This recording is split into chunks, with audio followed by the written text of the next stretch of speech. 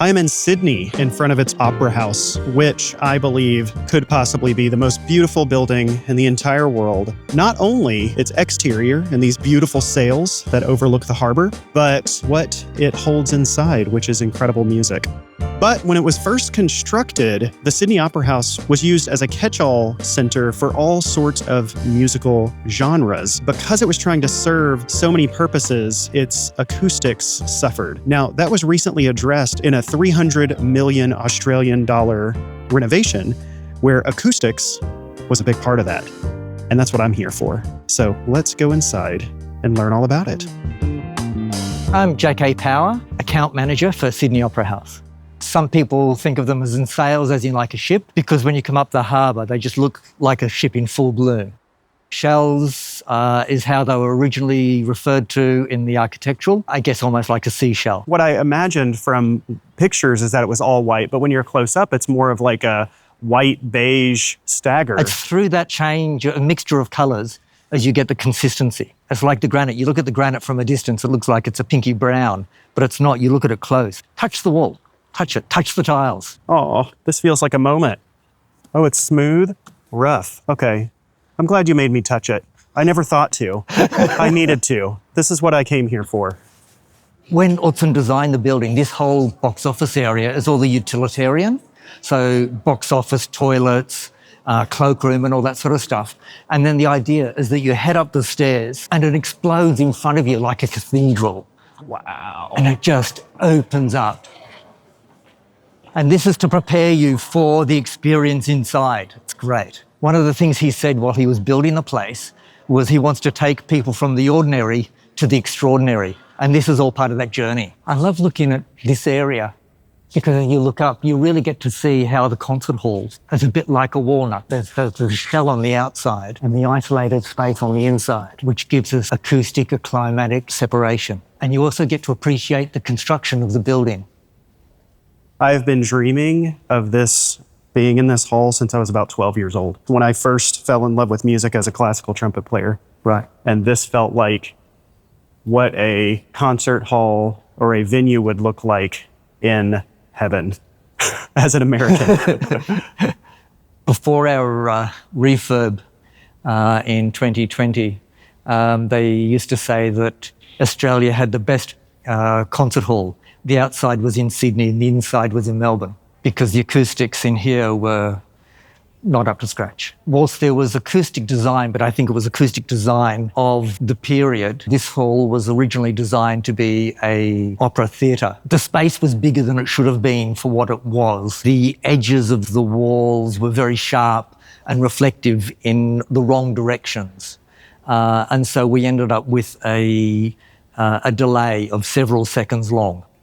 I love this area up here because you're so close to the roof and you've got all these snatches of light coming through. Welcome to the concert hall. Oh my goodness. Approximately 2,700 people all the way around. I've been in a lot of concert halls. This is stunning. Designed in the 50s. Yeah, took 14 years to build. We opened on October 20th, 1973. You can see here these drawers that we call the flaps. They're part of creating the false ceiling and the sound bounce back into the audience and back onto the stage. And so prior to the renovation, you did not have these flaps here. No, that's right. So they were just part of the wall. But this ceiling and this design is fairly original. So would you It is exactly original. And then these pedals were not there? No, we had a series of clear acoustic rings, referred to sometimes as donuts. But because they were donut-shaped, they had the hole which the sound passed through, and they weren't as effective as bouncing the sound back down. The pink petals, you can see them what we would probably call at the moment in our amplified mode, but in an acoustic mode, they flatten out and again create that false ceiling. And what does that mean? Because I'm thinking of an angle. No, they rise out flat. Oh, they go up. Yeah, because of the size of the orchestra, it gives you a higher ceiling for that big sound to go to. Okay, so you can actually change the angle of all of these, flatten those if you'd like. You can also rise.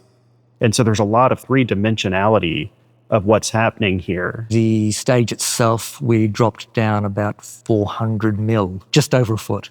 Okay. Yeah. Oh, so really subtle. Yeah, which helps with the acoustic reflections against the side walls and again the ceiling and then the petals. The stage risers are all brand new as well. It was only just ever a flat floor. It's programmable so that we can get that Hollywood bowl shape of a typical orchestra. You can see on the rear walls and the side panels, see that wave that's carved into the timber. That is an acoustic reflection. I've heard that if you have a concert grand piano in the centre of the stage and you hit a middle C, by the time the sound waves hit the side walls, that's the shape that the sound waves are making. Prior to renovation, one side of the orchestra couldn't hear what their colleagues on the other side of the orchestra were doing.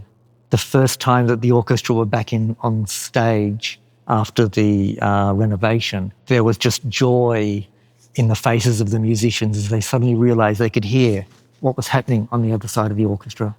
If I'm understanding correctly, a lot of sound was probably just rising up into that area and just getting lost. Up into the crown area, yeah, exactly. It got very muddy. And by the time the sound got back to here, it was a very thick sound, not a lot of clarity in separation between instruments from what you were hearing. In a concert, my ideal seats are this area through here. The sound is just so beautiful. You can feel, Oh, wow. I want this in my house. right up in the top of the ceiling, you can see those large, flat, black panels. They are actually like the bottom of an acoustic blind, which unfurls all the way down, almost like a Holland blind, right down to about the 10-metre mark. And they're acoustic material absorbent. With the pedals in this position, if you've got a band on stage, the foldback has always been the big problem in this venue. So the foldback then goes up into the ceiling, hits those pedals, and is absorbed by the material that hangs in front of them. You have both reflective and absorptive material as needed. That's a lot of flexibility for acoustics. And at the touch of a button also, these boxes open out and an acoustic absorbent material runs down the face of these box fronts. Oh, really? Where does it come from? So you can probably see better on the box beside you. You see that top flap there? Mm-hmm. So that lifts up and the box comes out. And then the material just rolls straight down the face of the timberwork. Across the back of the stalls there, we've got cloth that we drape over the front of that. The back wall up there and behind these three boxes, there's an acoustic blind that rises up out of the back of the seats, which again absorbs all that random energy.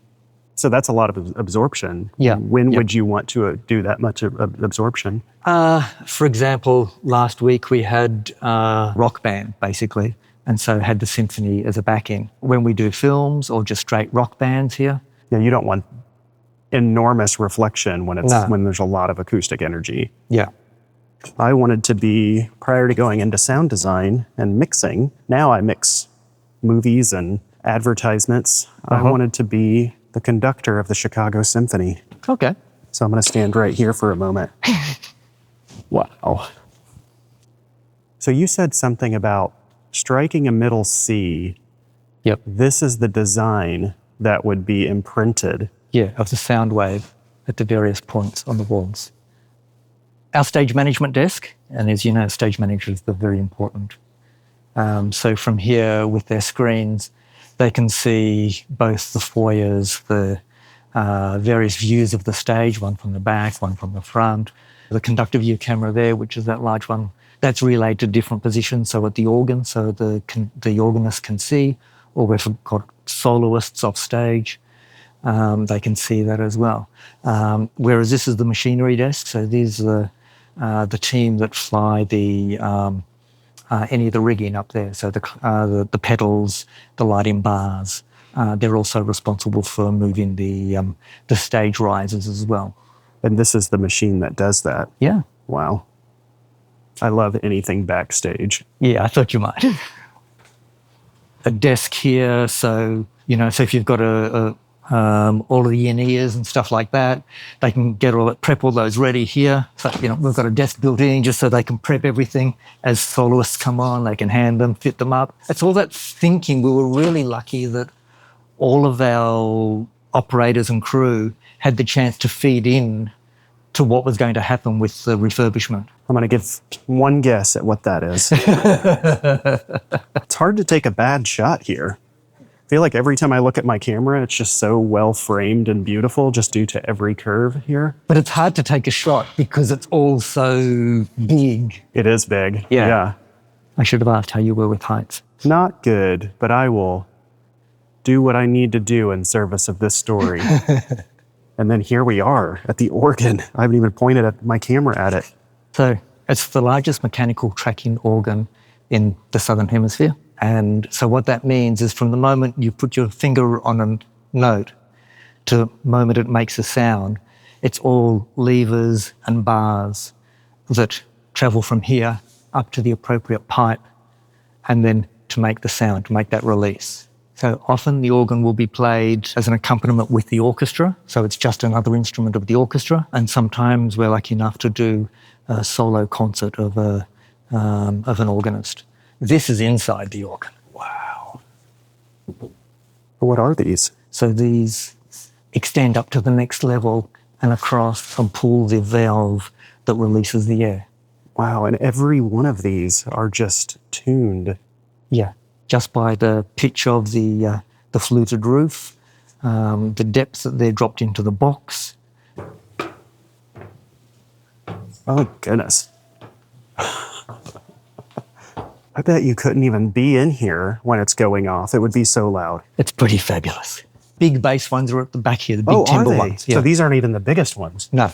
And then the big wood ones are the ones that actually resonate those lower frequencies. Those really big frequencies, yeah. Are those the lowest? They would be on your petals, yeah. Oh, so that's your feet. That's like what would that be, 32 foot maybe? Wow. And so this is maybe, what are we looking at? Below it seemed like it was the high frequencies. Here's maybe the mids. Flutes, maybe. And then we're looking the horns through this section here. What do you mean by flutes? It's a slightly higher register of the organ. I'm embarrassed to say I don't know much about organs, but this is very spectacular. Wow, these tiny little... Yeah. Wow. Some of them the size of your finger, it's amazing. But of course, high-pitched, and just that little bit can make a difference. And then if you can kind of peek through, we're going even higher into the hall here. This is terrifying. Yeah. In its own way. I feel like there's a phobia that we could determine, a fear of being lost and in an organ chamber. In an organ chamber is a new fear that I had no idea I had. Well, I hope I got a good shot of all this stuff. That's an excuse to come back. Exactly. Why do people want to perform here? Reputation of the Sydney Opera House. The shape, the sales of the building sets up an expectation of success, that if you play at the Sydney Opera House, you're at the best in the world. There's a great weight on our shoulders to do the absolute best we can, not only in ourselves achieving performance, but helping performers achieve their best. Because we know, and we hear people time and time again come and say, I'm so excited to be at the Sydney Opera House. People who have world reputations, who stand on stage and go, I can't believe I'm here. And it just gives you a buzz. It's a great excitement. It is my happy place. I love nothing more than to sit in the middle of the auditorium when it's a rehearsal and it's just me in the middle, the orchestra performing, no one else around me. But then again, when the house is full and you've got 2,700 people experiencing the joy of something that you've spent a week, months, sometimes a year putting together, and everybody's just getting into it and applauding and stamping and yelling, that's pretty exciting too. Well, thank you for doing this. Absolute pleasure. Thank you for letting me in. I know that you were responsible. And this is a real honor for me. Well, pleasure.